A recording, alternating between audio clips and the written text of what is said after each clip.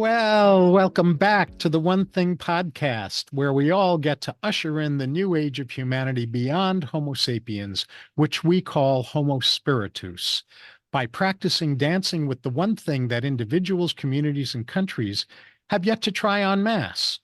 That one thing is the connection to the higher self part of our true self anatomy that people call by various different names.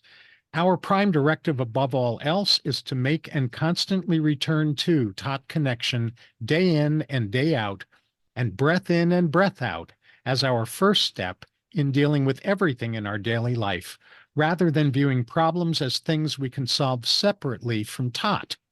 And in this episode, which is called A Conversation About Free Will, Fate, and Destiny, a TOT perspective, we'll explore what each of these things are and how they interact, including whether free will exists. And if it does, what it is and isn't, what we do and don't have free will about, and how to place your free will in service to the one thing. That sounds like a yummy conversation to me. Me too. Yeah. So we thought we would talk about the definition of free will according to kind of like our taught perspective, which is, and then we'll talk about the definitions of fate and destiny and all that, like David said. But we, in our huddle, when we put together these podcasts, and what we know to be true from living it over our years is that the highest and best use of our free will as a human being is to continuously bring ourselves back to our constant connection with our higher self or our higher presence. And we'll talk in just a minute about, what that looks like, what higher presence actually is. And also to yield to it. So this is like first we connect and then we yield. We hear what's the word when we hear guidance, and we hear inspirations and insights. We might not hear them. We're moved into that direction, and that's the yielding to higher presence. And the way I understand higher presence, because I understand that when we say higher presence, there might not be a category for some people. And the way I sort of, well, it isn't just the way I think about it, it's what I know in my being, which is that a presence is an essence and an energy and a life force that's bigger than what we know ourselves to be, right? It's connected to the field, the quantum field of the universe. We have these words that we use for that which is beyond us, right? And it also includes us, our higher presence. And it's actually housed in our heart. This is now where the wisdom of Chinese medicine comes in, and other, wisdom lineages too. And so in our heart is like a house where love, wisdom, and power get to be expanded upon our spiritual path. And I'm not talking about power like power over. I'm talking about right action, right activity. And we only have access to this presence in the moment, in the present moment. And this is where Eckhart Tolle's book, The Power of Now, is so brilliant, because it really brings that point home. So so the right use of will, just to recap, is the constant coming back to connection with our higher presence and yielding to it, because it's very smart. And I understand higher presence almost identically to you. I just would summarize it in my wording as consciousness that's infused with higher love, wisdom, and power, which you just finished covering and unpacking. Yes, and Chinese medicine talks about our heart is the seat of consciousness. So, we're using different words to say the same thing. Yes, as is so often the case with different wisdom traditions around the world. And just as a side piece, I think that's so important for all of us who are really committed to higher consciousness and higher spirituality, for us to never lose sight of the fact that perennial wisdom is expressed in different ways, in different languages. I don't mean like French and German and Japanese, but in different metaphors and different ways of conceptually wording perennial wisdom around the world, and to not lose the forest for the trees, because these universal principles are infused into all of these traditions, even though named in different ways. Yeah, beautiful, beautiful. And we'd also like to just frame before we get into content, so to speak, that we are aware that there are two levels of free will. And one is just the basic choices we make all day, every day. What color underwear am I going to wear? What will I have for breakfast? Which way will I drive to the grocery store? How will I choose to speak to my coworker today? Like there's all these kinds of choices that we have available to us all day, every day, and we're making them, right? And then the other is what our higher will, how, as we connect to our higher will and make choices, what is the difference there? So we'll be talking about that. Yeah. And the other thing we want to say at the front end is that it's been our experience, and certainly it's been my experience, that a lot of arguments about the existence or absence of free will, not all of the arguments, but a lot of those arguments are actually about unrecognized differences in how free will is being defined, and less so oftentimes about whether or not free will exists. And we're hoping in this episode to offer some framings around free will that bridge that seeming divide between yes, there is and no, there isn't free will. And where we'll go from there is into a dictionary definition of free will, which is the development of events beyond a person's control, regarded as determined by a supernatural power that is beyond current scientific understanding. So, um, that's not a definition of free will, actually, as I'm looking at that. That's a definition of fate. Oh yeah, that is a definition of fate, honey. Yes, Yeah, yes.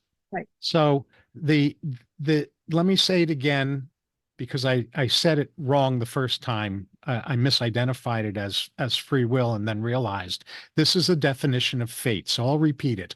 Fate is defined as the definition as the development of events beyond a person's control, regarded as determined by a supernatural power, meaning a power that's beyond current scientific understanding. Perfect. Perfect.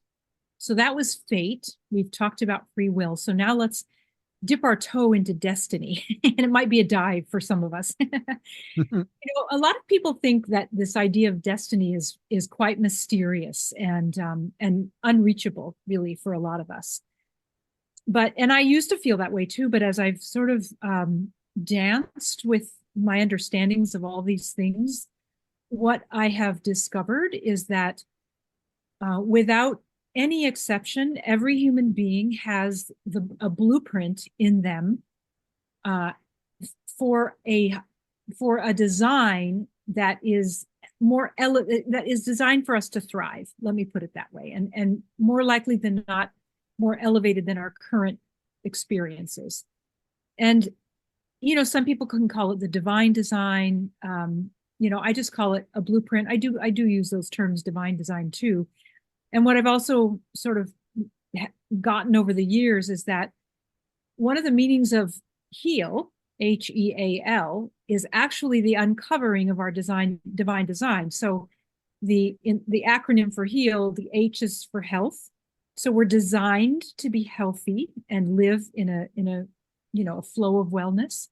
And the E is an acronym for empowerment or ease. We're not designed to live in tension, and we're not designed to live in disempowered states. We're designed to be empowered.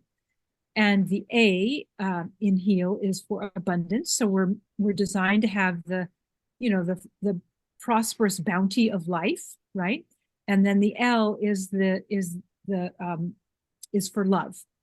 And so heal is actually uncovering when we unfold ourselves in that direction, is it uncovers our divine design. And that, I think, is fair to say is the destiny. Now, it doesn't mean my divine design is going to look like yours, but it does mean that every human being is coded for their divine design. So that is each of our destinies, right? And then from where we are today to the ultimate of our full expression of our divine design, we have all these choices we get to make between point A and point B. So I think that's probably the simplest way to say that. Mm-hmm. And what I'll tag on to that is my more specific version of what our divine design is. So you've got heal as kind of a template for Yeah. that blueprint. And what I see it as, divine design as, is achieving our soul growth mission, meaning the larger kinds of soul growth themes that take a lifetime to fully master, if we even master that soul growth mission in a given lifetime, and to embody our impact mission, our ways that we chose to have positive influence in the world. Right. And I have this vision. I don't know if this is how it really goes, but it seems like it could be close. Is that we have we check off all these boxes, not all of the boxes, but certain boxes on a soul level and say, these are the things I'd really love to put my attention, consciousness, and awareness on when I'm in this lifetime. Of course, sometimes we don't realize and didn't read the fine print and all that. I mean, I've been known to say that, man, I wish I would have read the fine print on that one. But we do that, and then we get to come down and drop in down, whatever that means, drop into a physical body and have this this maze and this smorgasbord to choose from, i.e., free will, in order to evolve ourselves into those soul missions or those divine designs and have impact. In my way of thinking about it, when we're actually expressing ourselves at that level of our soul and divine design, we can't help but have impact. Mm-hmm. Well said. So this leads us into the question of whether free will exists. And what we want to acknowledge is that there is research that appears to support a belief that free will doesn't exist. The reason that the two of us, Laurie and I, can't lean all the way into that is that we came into this existence in order to co-create. And that process of co-creation is inevitably a two-party dance that involves choice making. And choice making is a dimension of the exercise of free will. Yeah, beautiful, beautiful. And we've already said we're choosing all the time, right? So the real question is, what does free will include or not include? And I'm not sure we're going to have answers to that in our conversation tonight, but it's an inquiry I think is interesting for us all to be in, right? So I just know, as I've already said, that when I am more aligned and connected, it seems like my choices are more serving than not. And we're talking about the mass of people or the swath of people that are generally constructive and good-hearted. We're not talking about the evildoers here, which use their free will for terrible choices and terrible outcomes for people, themselves included. But we're really talking about how can we hone and fine-tune and calibrate ourselves to the life force that is more than us, connected to this tapestry of good, of benevolence, right? And then unfold into that. And yeah, so that's what I'll say about that. Yeah, for sure. And I do want to parenthetically apologize. There's this periodic beeping sound that I'm hearing I don't know. as we're recording this. And if that's showing up on the recording, I do apologize. I'm not quite sure what the source of it is because I have my sources of that shut down. So I'm not sure. In any event, that's a side apology in case that's showing up on the recording. The highest use of free will, as we see it, is the choice to align our conscious intentions with higher presence in order to be an instrument of higher will. And I am not at all convinced that that decision to align our consciousness or not align it is um, can accurately be classified as something other than free will. If that's not free will, I don't know what is. Yeah. Yeah. Good point. Um, yeah. I mean, oh, I was going to say something there and it just jumped out of my mind. Well, it'll come back. Um, so one of the things I love contemplating and, in the last few years really can't shut up about, which is how we have these trillions of cells and it appears that in each one of these cells there are trillions of atoms and those atoms are already coded with the health that every human being has a design for, and the empowerment and ease that every human being has a design for, and and the abundance and love that every human being has a divine design for. And so it's like we have that capacity, we have that potential. It lives in every single one of us. There's a blueprint for all of that. And part of the game, if you will, of dropping into this physical experience on earth is finding that treasure, is uncovering that. And mostly I have found it to be a letting go of that which is not that, and it's not like it's not like we have to hunt anything down outside of ourselves, but it's just sort of peeling back layers that have hidden it and bringing it, to our conscious awareness so that we can, start. Well, there's no start, but so that we can enjoy and consciously be aware of that experience. And yeah, so David said something a minute ago about higher will. Excuse me, higher will, as far as I understand it, and this again is from multiple ancient lineages, philosophies, and spiritual paths, is that we live this higher version of ourselves, that we were actually, that's what Earth was originally created for, and that when we originally made the choice to use our free will to do all this in a disconnected state from our higher self, our higher presence, that's when things started getting, distorted is probably a good word. And it's gone on for so long now that, we think it's actually normal, but it's not. It just because it's, been happening for so long doesn't mean it's actually who we really are. So it's important to just remember that. I know we probably said that a time or two, but it's there's value in repeating that one. Mm-hmm. Mm-hmm. And I'll say a little bit more about that, which has to do with wake-up calls. I view wake-up calls, those experiences that we have that nudge us into paying attention to something that we were hoping to not have to pay attention to. And if we ignore those nudges, they just simply come back again and again in the future and higher levels of intensity until the intensity level of the wake-up call is finally high enough so that we stop ignoring it. And so wake-up calls are designed to free us from our lower will and realign us with our destiny, which means destination. If you think about free will and destiny, they are not contradictory or oppositional to each other.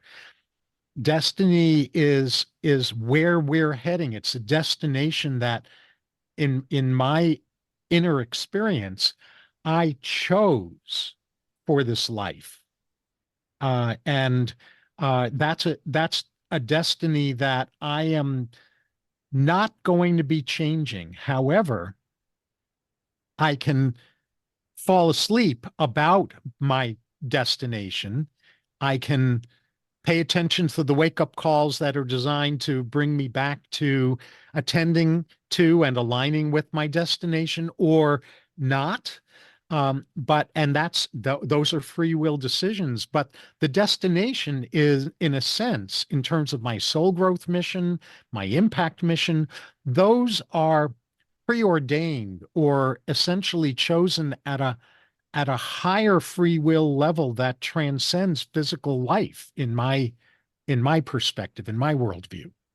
Mhm. So, Yeah, and can I just add one more thing there? yeah. The reason we started this conversation originally, the One Thing podcast, is because for centuries upon centuries, human beings have not used we haven't used our free will to align with a higher, more divine destiny, connection.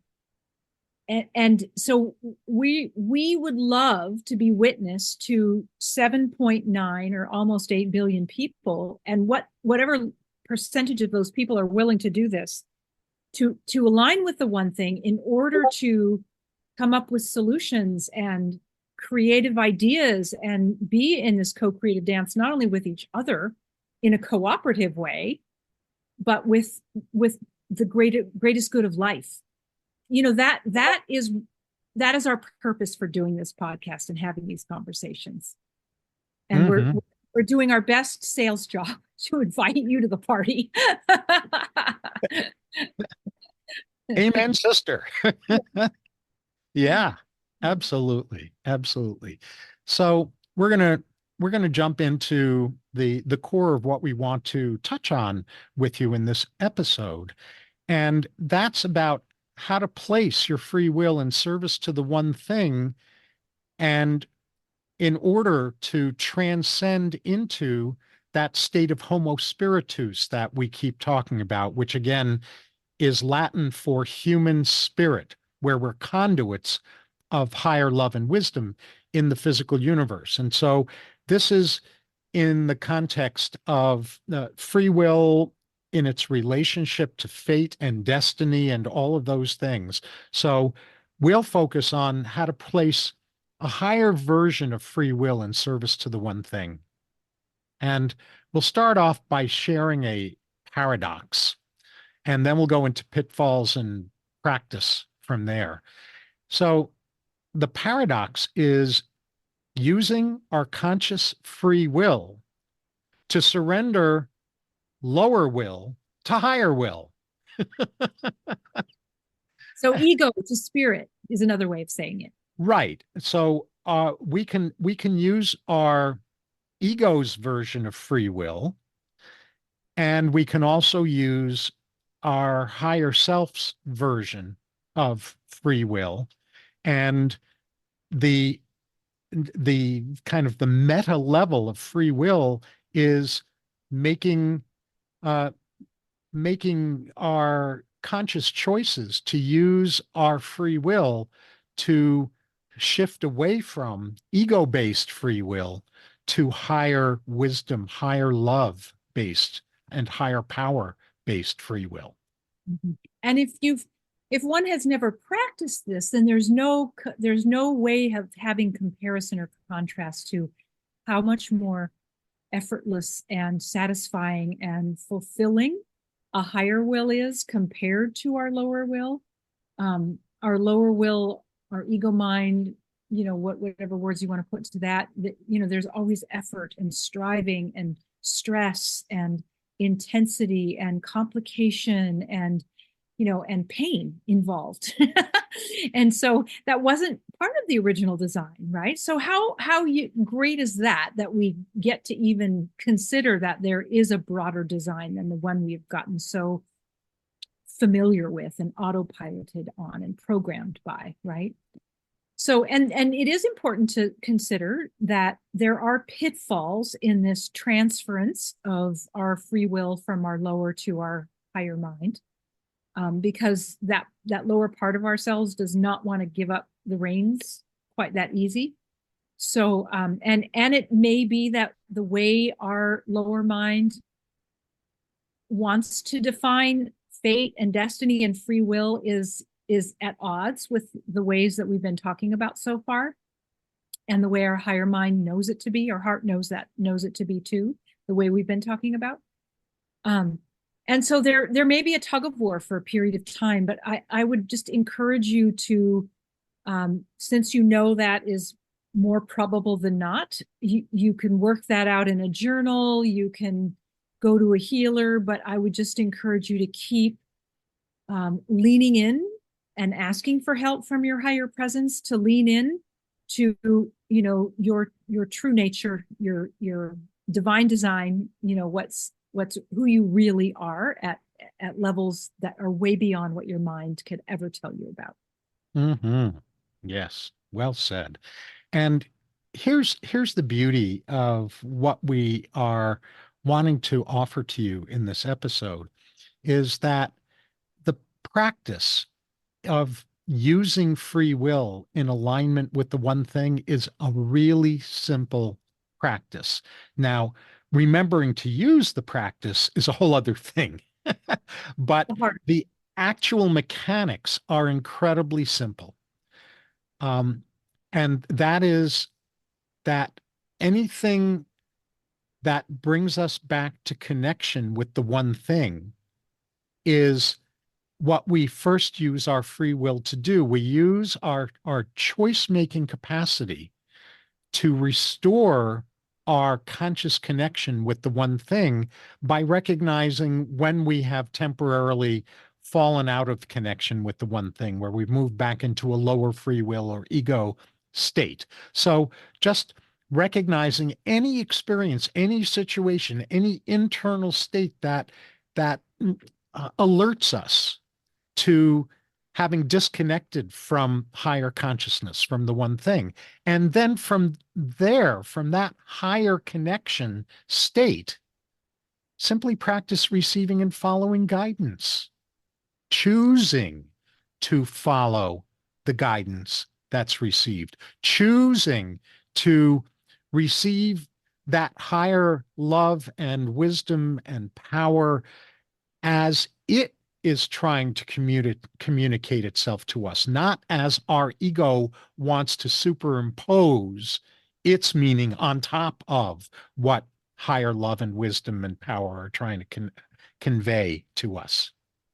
Yeah, good, beautiful. And you know, I think it's fair to say, if this is new to you, then in the very beginning, it's not always easy to discern or know which one is which.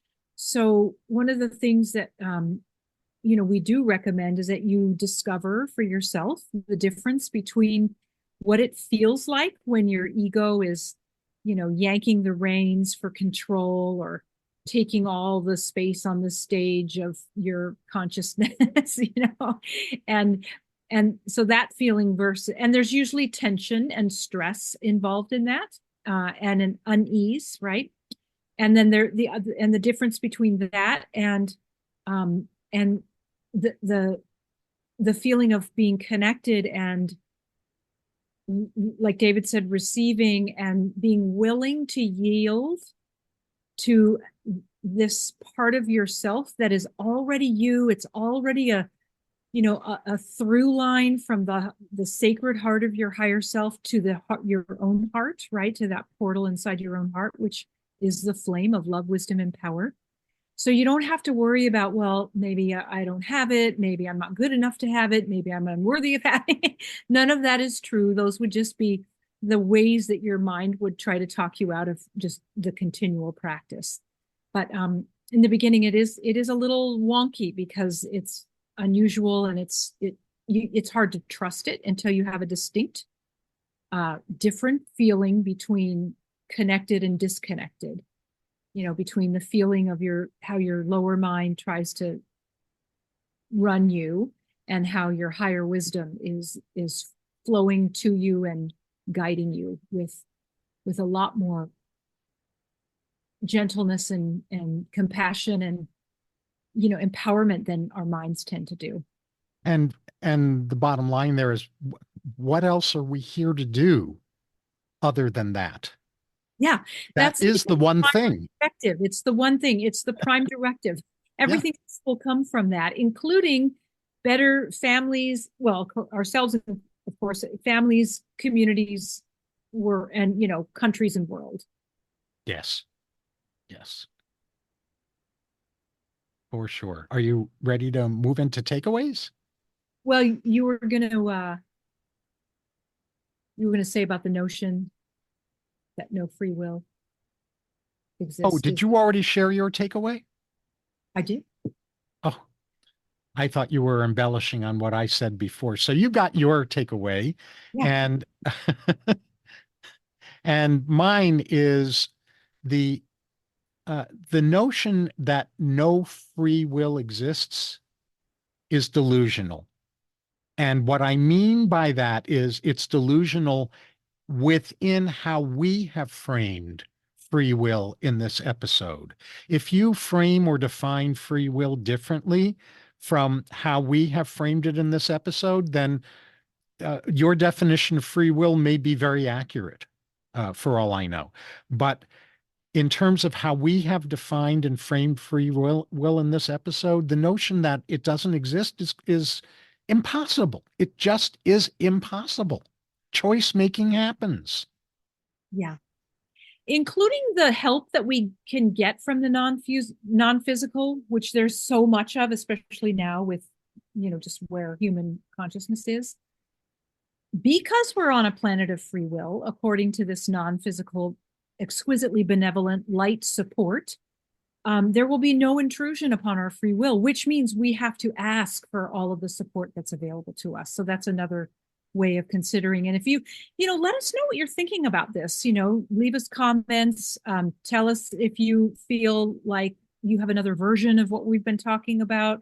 You know, we want to hear how this lands for you and what else, if anything, you'd like to hear us have a conversation about around this. So, yeah, and you know, as always, we're waiting for our guidance from the one thing to decide what our next episode should be. And any insights you want to share, please feel free.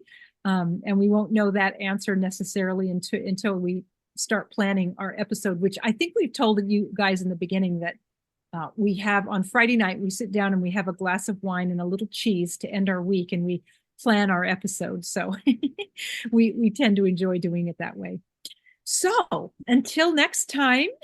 Oh, and also if you want to visit us on the totpodcast.net website, you can leave your comments there. You can do it in Facebook, but just, you know, feel free to be effusive with whatever it is you have on your mind about this. So until next time, remember to dance with your better half, the one thing, so you can keep living more and more fully as Homo Spiritus.